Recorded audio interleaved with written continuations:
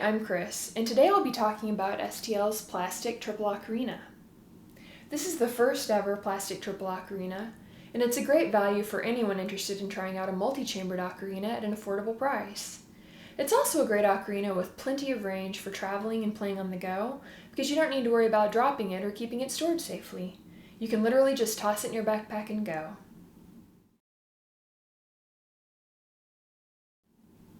The plastic triple is fully chromatic and plays in the key of C from A4 to A7, giving it a range of 3 full octaves for a total of 22 notes. Having this ocarina is like having a tenor ocarina and a soprano ocarina, plus 2 extra high notes. Here's the scale, followed by some arpeggios.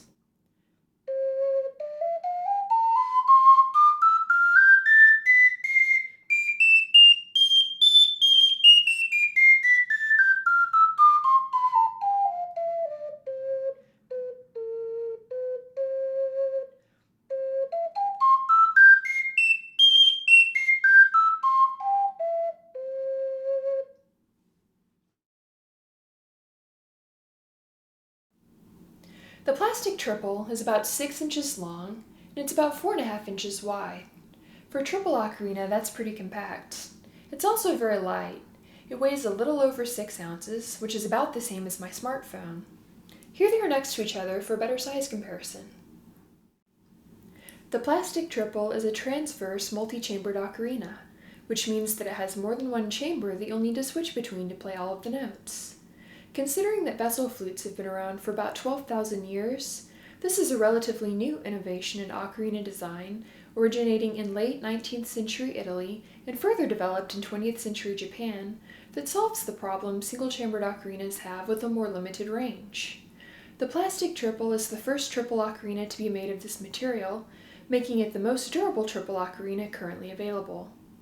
The texture is smooth and glossy, with a stylish marbled finish, but there is a very slight texture that makes it a little easier to grip for faster playing and covering the subholes.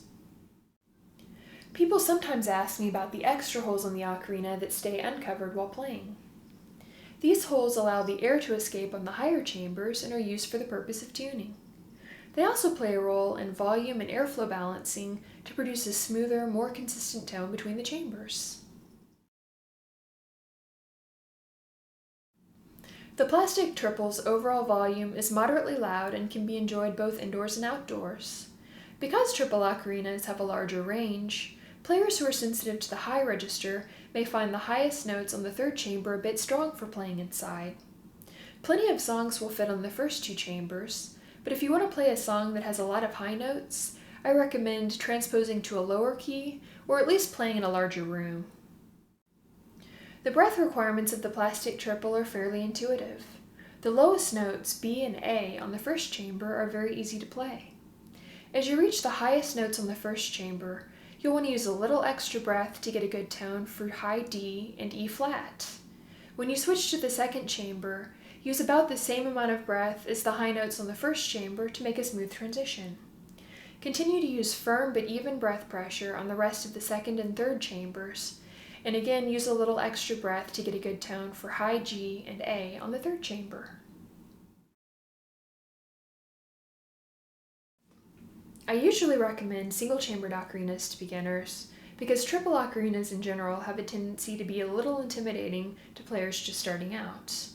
However, one of the things that makes them intimidating is the fear of dropping it since the clay ones are so expensive.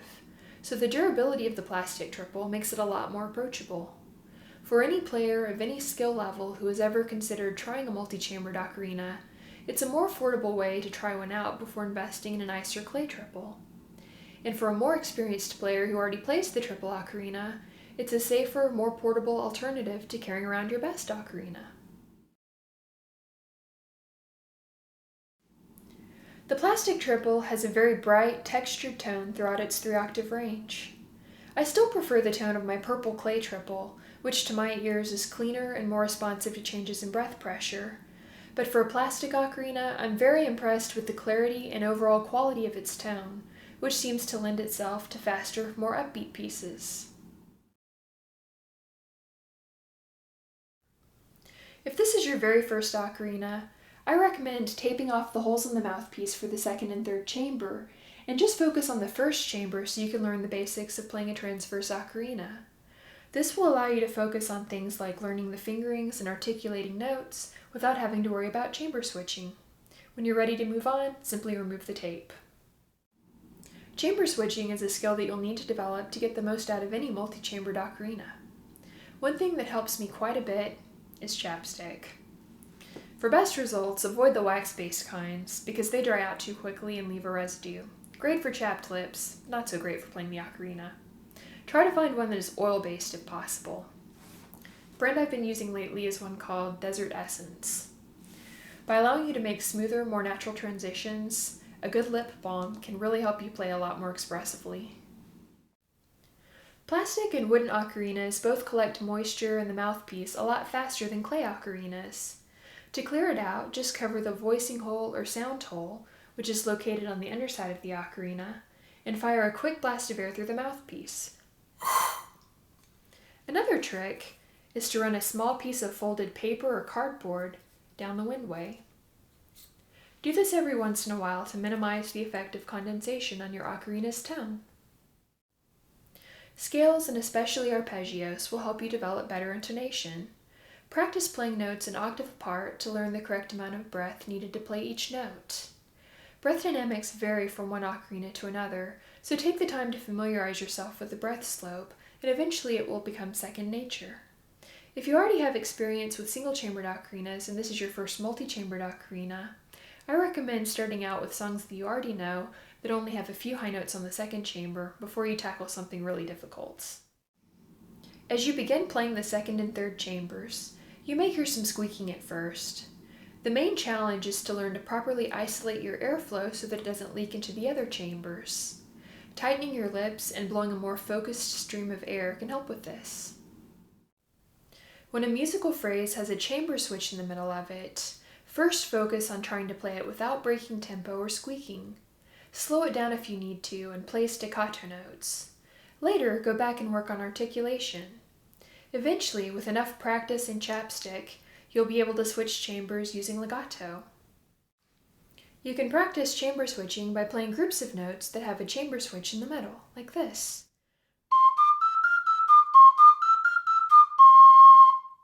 Focus on making each transition as clean as possible and slowly build your speed.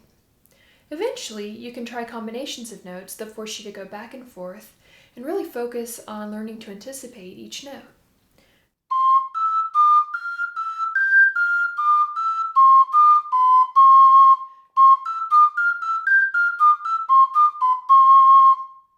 Sounds corny, but if you practice this way, you'll see a big difference in your playing.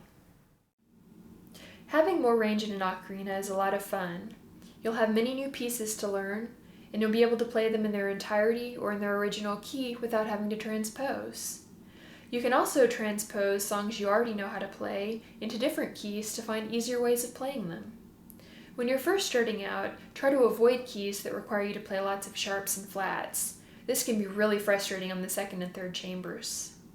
A lot of flute music works really well for the ocarina, and with the triple, you'll finally have the range you need to play anything you want. Well, that's all for this time. Thanks for watching.